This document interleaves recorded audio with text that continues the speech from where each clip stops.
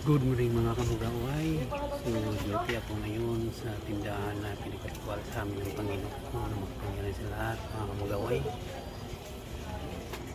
Wala kasi ang aming pahira kaya ako muna ang bantay ngayon mga kamugaway. Tumal ngayon ang ganong namili yan mga kamugaway, walang kataw-taw mga kamugaway.